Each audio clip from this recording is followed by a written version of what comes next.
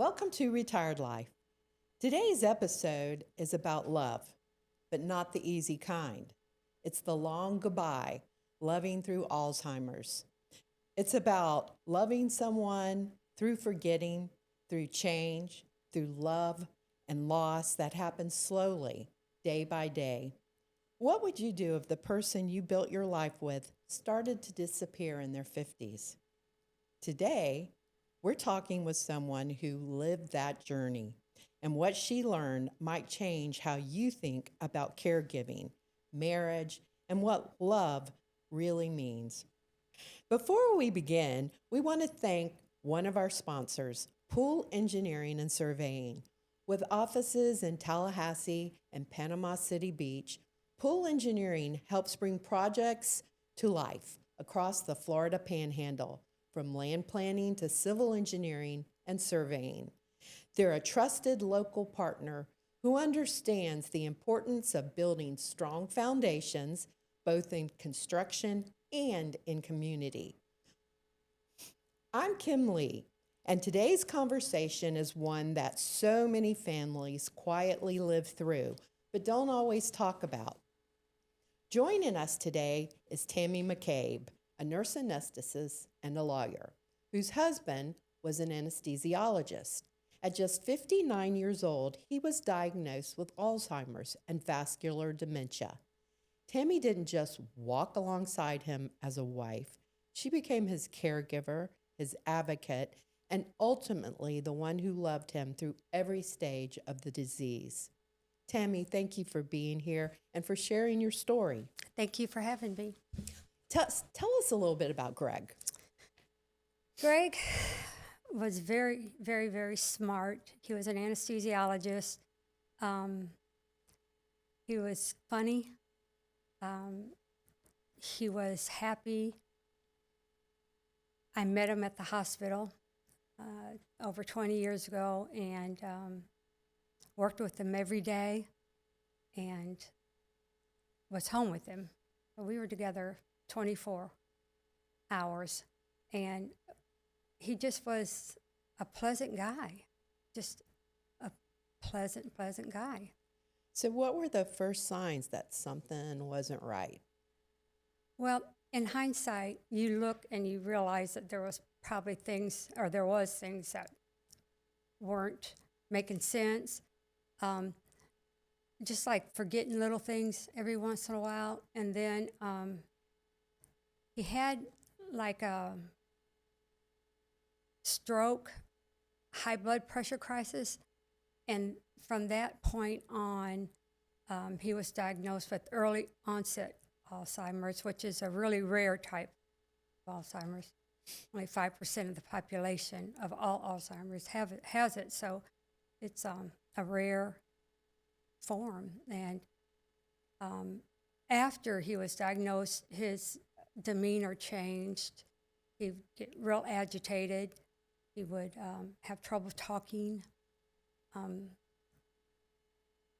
He went and took a cognitive test and failed it miserably. And from there on, it was all downhill.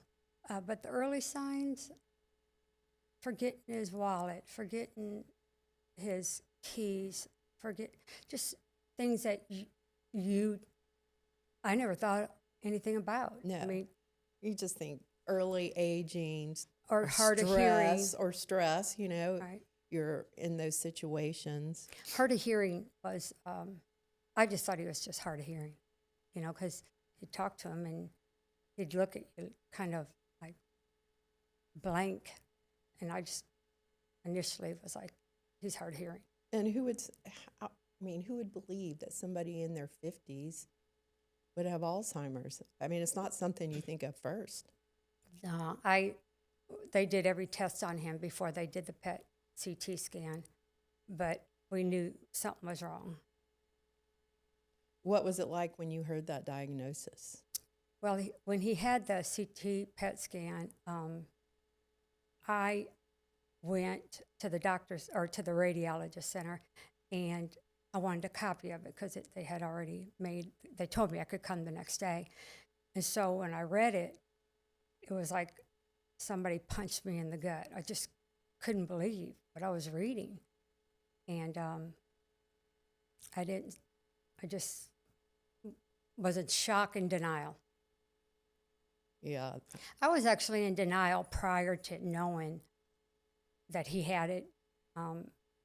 People would point out things to me, but I was in denial the whole time, this whole process.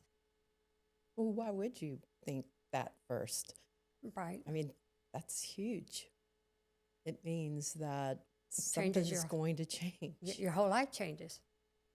And how did it change your future? Pretty much overnight. One day you're Active and working, and then the next day, but he was on leave anyway because we were getting him tested. But changing your life is a process that you have to go through. You don't change immediately.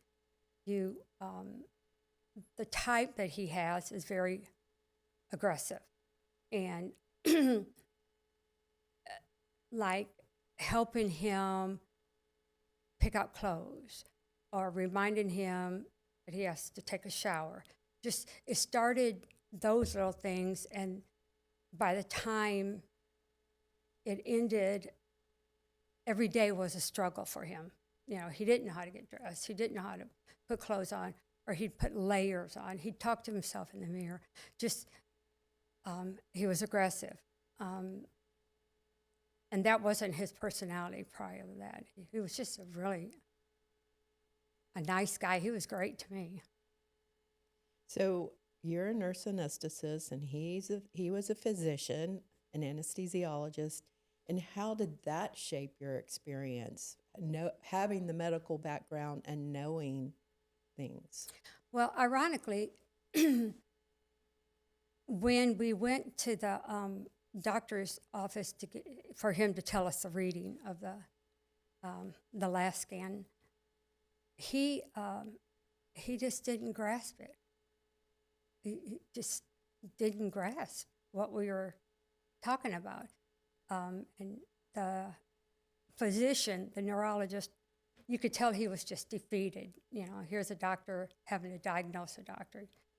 But Greg didn't catch on. And it was because his disease has just progressed rapidly. And so even like in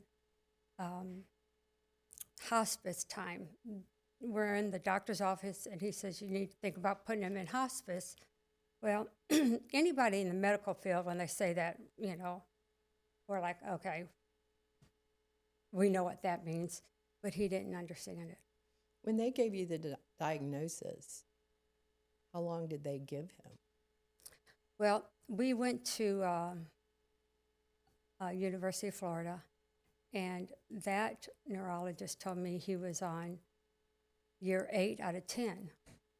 I was like, and it doesn't mean that he had all those symptoms 10 years prior. It just meant his progression. You're looking at about 2 years. And when he had his cognitive test, the neuropsychologist told me that they could go down as quick as a year. But it didn't register with me. I was in such denial that it would be like, what do you mean go down? Yeah. You know, and what do you mean you've got 2 years? You know, that doesn't make any sense to me. I was in complete denial. We talked about that last night a little bit. It's funny because are they being crystal clear when they say it, and we're just not registering? Or are they talking in like not concrete terms, and so we're left to kind of guess? Well, with the brain, you really do. It's a guessing game. I mean, doctors know a lot about the brain, but they really don't know a lot about the brain. It's like they know what the ultimate end to end is. You know, they understand that. I'm not saying that they don't know about the brain. I'm just saying with my situation, I did not get any kind of concrete, what's next? What's going to happen next? You know, when is he going to be incontinent? When is he not going to be able to talk? Well, he struggled talking anyway, but at that time, but they couldn't tell you anything because I was told when you know one Alzheimer's patient, you know one Alzheimer's patient because none of them are exactly the same, and that is true. I'd get online and read what I need to prepare for, but he never went in the order that they say that you're in. He just never was. It was just something different, something new. So it's easy then to be in a little bit of denial, or because I was in major denial. I didn't tell him how bad it was because he wouldn't have grasped it anyway. He wasn't even sure why we were taking scans. so you weren't acting like a clinician in any way. You were totally No, the I think- wife. I think when you know medicine, and I've been a nurse anesthetist for 35 years, when you know medicine and it's your family or someone that's very, very close to you, you dumb me down. I mean, you really do. You dumb me down. You don't want to think this is happening, or it's so close that. Sounds like a coping mechanism almost on Right, how you were exactly. going to deal with it every day. Actually, that's a very good point. That's difficult. And then, you know you're going to lose your spouse. How does that feel to lose them slowly? It's like he's still there, but one day you wake up and he doesn't remember this or that you did yesterday, and I remember one time he loved going on the water. He loved it. And then one day he was like, I'm not getting on the boat. Mm-hmm, yeah. He had, his fear was just bizarre. Things that he loved to do, he wouldn't do because he was scared somebody was after him. He'd hide in closets. This is a grown man with a blanket over his head. He thought people were after him, going to physically hurt him. And at that point, when they're that bad, you just protect them like you would a toddler. Yeah, so that's kind of my next thing. It's like, when did your relationship change? You became more like a mom or overseeing. Right. How fast did that occur? Well, with Greg, he was diagnosed at 59 and died at 62. So we had 3 years, and it was a constant babysitting, right? So the caregiver or myself, you had to watch him. Because from the time he started showing major symptoms to the time he died, it was incredibly hard. So did he have it like days where he would be normal, or not normal, but he would be the old Greg, I'm your husband, Greg, how are you? There were moments, but they were short-lived. He was not Greg. He wasn't there. But every once in a while, he would talk, and I'd look at him, and he was clear for about 5 minutes, maybe not even that long, and then and so basically what happens is you get your hopes up, right? Mm-hmm. Even though you know. It's part of the denial. Huge. And those clear moments, I would absorb because that's all I'd get, right? He would talk or say something or do something that was, and mainly is talking, it was clear. And then it would be gone. So, and you held on to your connection to him and him remembering you by telling him, Right. don't forget me. Yeah, that was a tough time. I mean, I just didn't want him to forget me. But he stayed at home with me. I was his caregiver, and it was difficult. So tell us about what a typical day would look like for you with Greg. When he'd wake up, I'd help him get dressed because it started getting real difficult for him to get dressed. Then, we'd eat breakfast, and then he just kind of sat and watched TV. He was a huge Alabama football fan, huge, born and bred Alabama. And I'd put like a past game on or even a current game, and he just had no interest. Or he'd watch it for a total of 5 minutes, And that was our day, just trying to keep him occupied. And the nights when I'd put him to bed, he got up 4 or 5 times a night at least, and I'd have to, and the alarm would go off in the front door, and I'd have to go and, and rustle him back in. And that was, the last year was incredibly difficult. I've always said I've got 2 degrees that I worked real hard in, anesthesia and law. But being the caregiver is by far the hardest job I've ever had. And I would not wish that on anybody. Yeah, and how isolated did you wind up being during this time? Even though you have people around, you are isolated because nobody could handle him. And if, we go and visit family, he'd stay 10 minutes and then he'd start walking home, like he was going to walk home.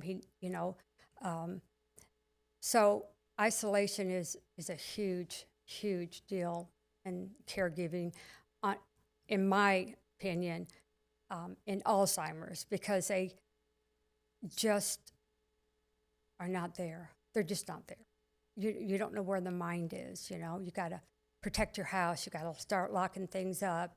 You got to get all the guns out of the house. That's the first thing I did immediately when I found out he was diagnosed with that. You child-proof everything, and but they're young, so they look young, right? Didn't have gray hair, and he's a big guy, Strong. Yeah, and so you're looking at this body, and you're thinking, how is this happening? But they do look disheveled. They do look disheveled. What do you think caregivers need from society, from people, from healthcare that they're not getting right now? Well, so because he had a rare form of Alzheimer's, but he had what they call mixed. Mixed means you're under a dementia umbrella. Mm-hmm. And he had vascular, but he also had frontal lobe dementia. And because he was young and looked young and was strong, nobody wants him in a memory care. They can't handle a young guy. They just. I went on vacation. I never went anywhere. And I took a vacation, and I put him in a place for a week. They called me the next day, said, you got to come get him. And what was the reasoning? He was strong, breaking the doors, Wow. Just trying to attack the people, So I had to hire a nurse to be with him the whole time until, I got back. I'm like, I'm in Colorado. This is the first time I've taken a vacation in 2 years without him with me, right? And I was going to have to fly back home. Yeah. because I could handle him, but because he'd actually listen to me. Doesn't mean he'd do what I wanted him to, but he would listen. He could settle down. I could settle him down. And anybody else, but it's good. So now looking back on it, what do you think is the most important thing families can do early on? Well, I was fortunate. I had the resources to hire people, to help me. But I don't know what people do that don't have resources. I just can't even imagine what they do. What were the resources that you used the most? What was some of those? But, you could afford to get a sitter to come. Oh. And, you could... nursing, they were medically qualified. Yeah, right. And were able to handle him. But people that...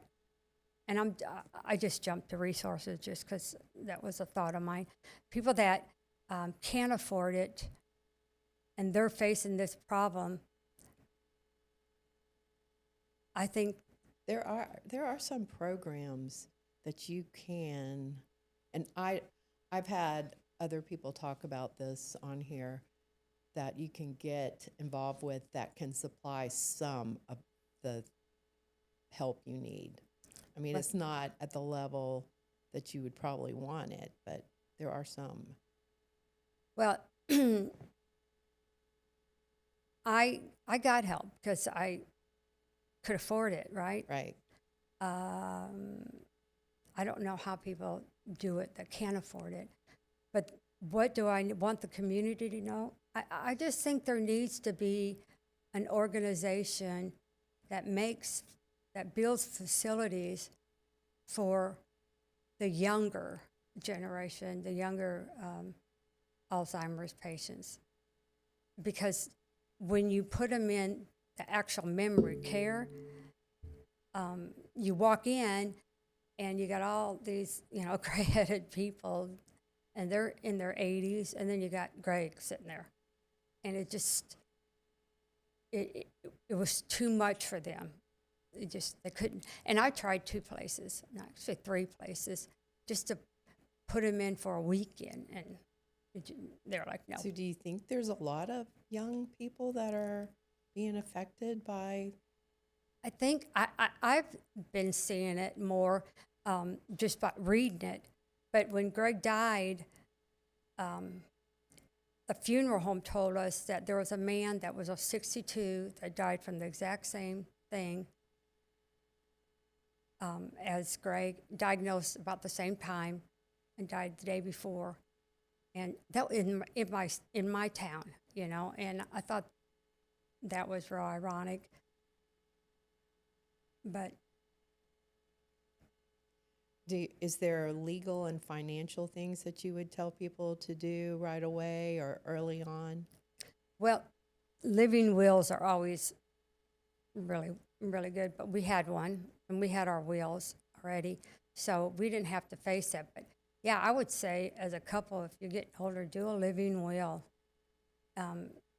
because if you don't have anything like that, the hospitals will not do a DNR.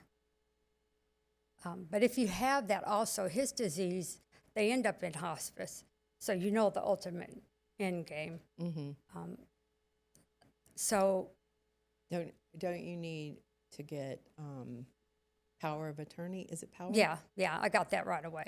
So yeah, that point, power of attorney, living wills, get your will done, get your Social Security, get your pensions, or whatever you have that is going to help. You get that ready because you're going to use it. So what would you tell someone just starting this journey? I wish I could tell them it was easy, and I've came across a few friends that their husbands are getting that way. haven't been diagnosed, and I have. I've told them, I wish I could tell you the journey is going to be easier, but it's not. It's an incredibly hard journey. But the older people that have Alzheimer's, they're not as strong, right? Right. They're sometimes in wheelchairs, or they, are having trouble walking. But with the type that Greg had, they're still strong. They look young. It's like, it's all in the brain. And of course the brain, controls everything. So when he got real bad and taken to the emergency room, the ER doctor told me he was transitioning. I was like, to where? To what? That is definitely. Although I would have known that if it would have been a patient, but with me, I was like, this is my husband. Where's he going? How did you maintain his dignity throughout the disease? And you did. You were very good with him. Just treat him well. Just be there for him. I was not going to put him in a home. Not permanently. No,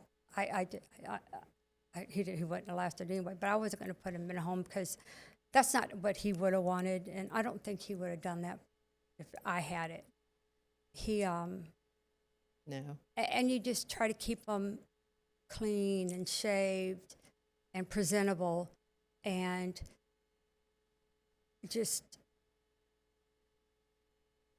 Did you take have them around? Things that you'd let them do that, okay, you can go ahead and do that. That. There's not a lot of things you can let them do. I mean, because their attention span is really, really short. I took the keys away from Greg when we were up at the club, and I told him, follow me home. And I waited on the side of the road. I waited, and then I turned around, went back, and he didn't know how to put the car in reverse. So I put the car in reverse, and he was able to follow me, but that was the time that I took the keys away. And that is a real hard moment. Did he realize that you were taking them away, or did he forget about driving? He knew I was taking him away, and he wasn't happy about it. But he never gave me a really hard time. Because, these people, they are physically there until it gets to the very end. And they'll get in a car and drive and not know where they're going. Think they're going somewhere. I see a lot of signs on I-10. Silver alerts. Right. And you have to wonder. Right. So he knew how to drive. It just, he couldn't remember, excuse me, he couldn't remember how to put it in reverse. He couldn't remember, how to put it in drive. And that happened just all of a sudden, one day.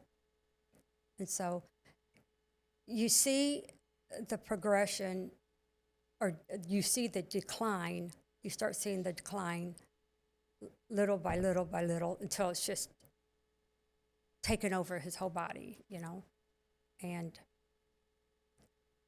did humor help any? Yeah, he, you remember we were at the beach and he had been diagnosed, and they played Sweet Home Alabama. Oh, yeah. And he got out there and started dancing like just having a ball, and those are fun times, even though he didn't realize what he was doing, He didn't care. He was out there dancing and singing, and those are fun times. Those are times that are fun. But as far as we used to go to dinner, we'd get a glass of wine and just talk and talk and talk, That doesn't happen anymore. You can go to dinner and you can try talking, but it just doesn't register. It was very difficult. Yeah, so you would take him to dinner, and it was like taking your child, Yeah. What about routines? What kind of routine? Did you have a routine, or did his disease keep that from occurring? Well, that kept him, the, the routines that he used to do, we'd go golfing. He couldn't do that anymore. That was, I think, hard for him because he'd look at the golf clubs and in his mind, even a clear second, he knew he was a golfer, right? But he, at the end, you just keep them safe and clean. Mm-hmm. And so there was no routine. The routine, it was different every day. Wow. You know. That would be hard. So Because even with a child, you can get yourself into a routine. right, and like when Greg was in hospice, one day he looked up at me, and I got in his face, and I said, "Do you know who I am?"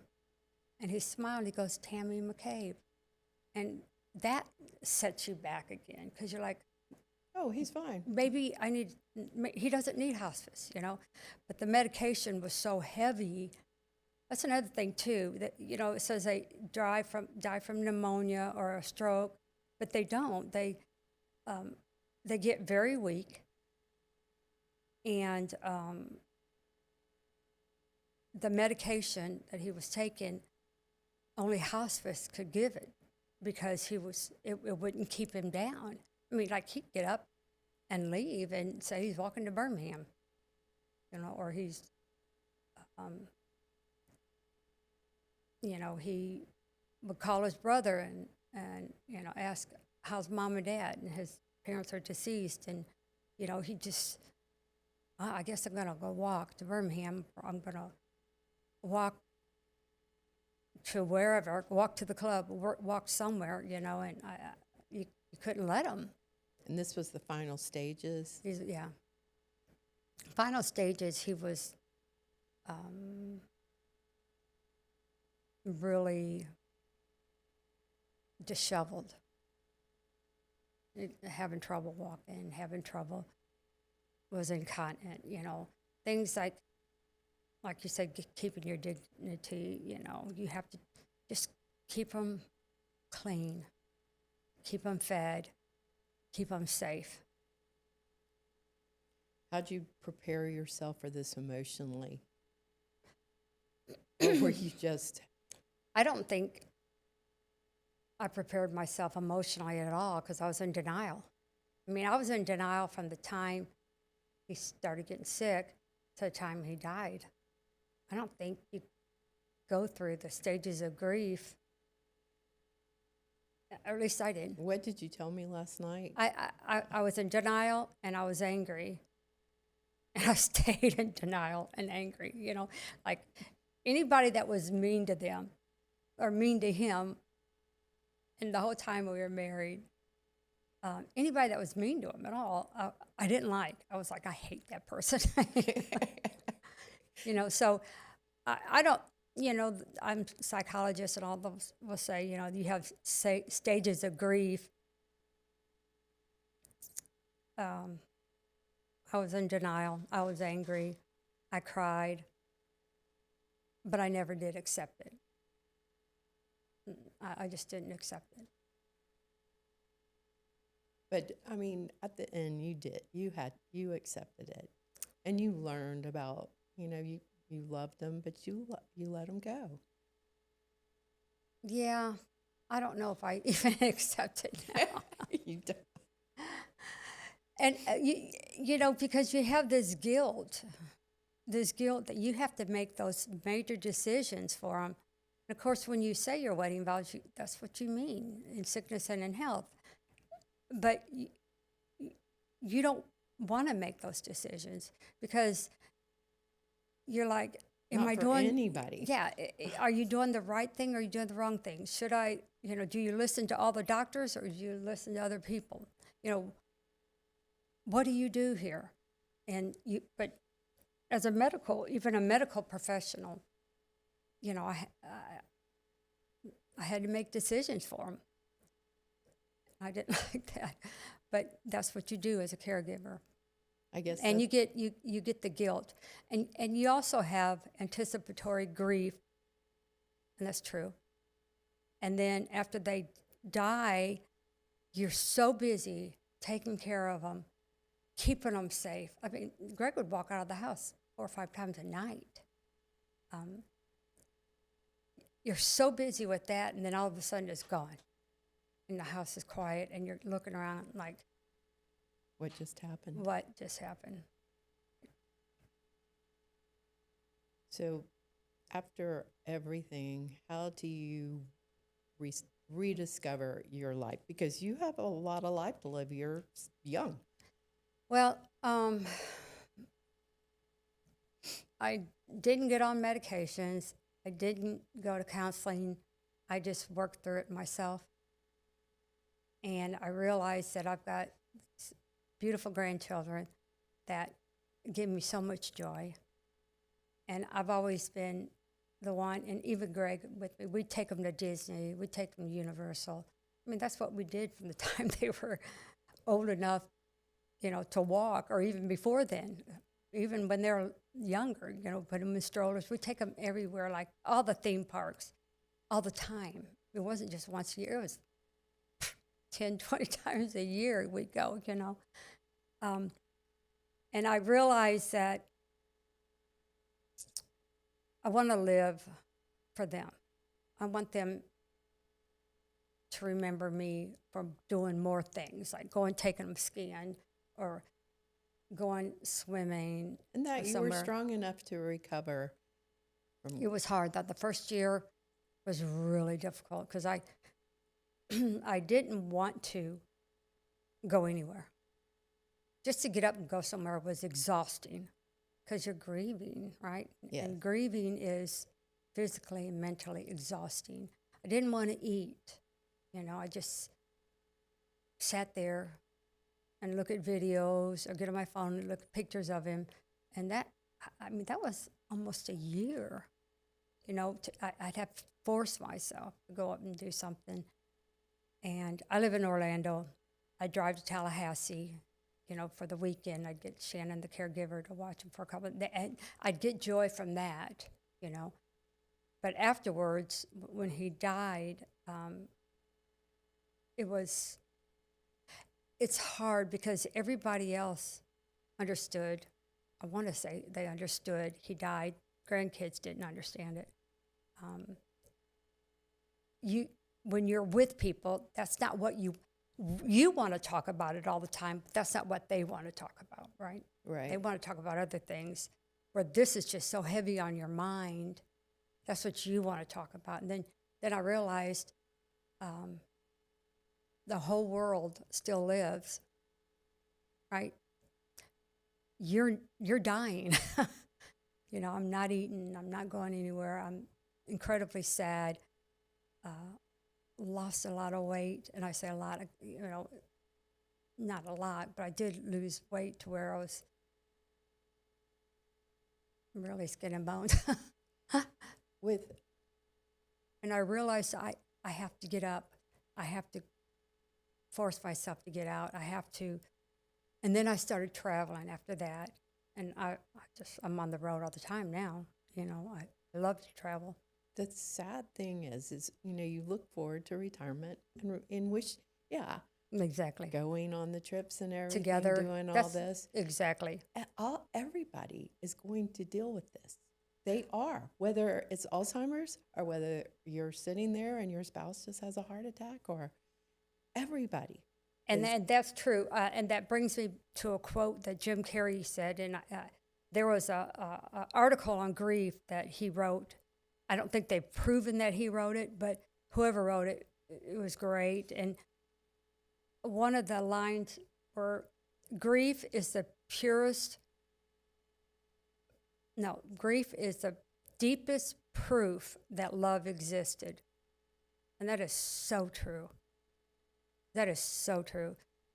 Love, when you really love, it's connected with grief.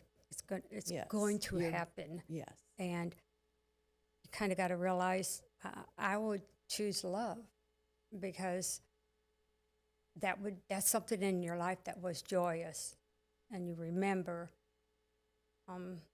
That really helped a lot. And then my sister told me, because she had lost her daughter, and when she went to counseling, the counselor told her, when you're sitting there grieving, they're sitting right next to you grieving. And I think that's true too. So if Greg were here today, clear-minded and able to say anything to you, don't you think he would thank you for everything that you did? I think that he thanked me. I think he thanked me. I think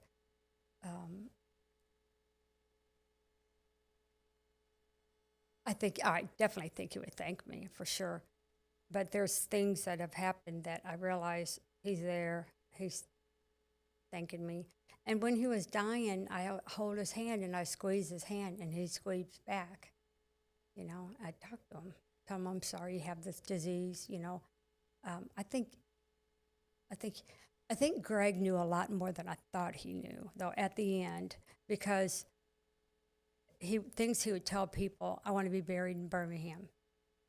You know, well, I was going to do that anyway, but when he first got diagnosed, I think he grieved, but just didn't show me, because I was so wrapped up in my grief, you know, that I regret that now. I regret not looking. And he wasn't in his right mind. So but I do think he might have had some clear moments and knew. Yeah, I remember having clear moments with him. Yeah. Just where I go. But, and would he thank me? Yes, he thanked me. I mean, I took incredibly good care of him. And I don't regret it. I do it all over again, right? Because that's something that I can take pride in. Well, Tammy, thank you. Your story is one of strength and grace and a kind of love that most people don't fully understand till they walk through it. Yep. For those listening, if you're in this journey right now, we hope this conversation reminds you that you're not alone. And we are going to have a second part of this. Tammy's going to come back, and we hope you join us for that podcast as well. I do want to say one thing. I did not put anything on Facebook about Greg's illness ever. And when he died, it just took me a while to get my thoughts together. And I did post something on Facebook. I read and it. It's basically a tribute to him. And I got almost 10,000 likes. I got thousands of comments. And that was after he died. I realized I'm not alone. I know. There is so many people that are widow or widowers. And I'm talking from like England, you know, it was pretty overwhelming. So I didn't feel alone there. I felt like there's a lot of people that are going through that. Walking this walk together, yeah. Yeah. Well, I hope you enjoyed this episode. And if you would push like, follow, and subscribe, we would appreciate it. And help support our show so we can bring you programs like this. And we have a line of merchandise through retiredlifewywh.com. Check out our merchandise. It's about living fully through every season.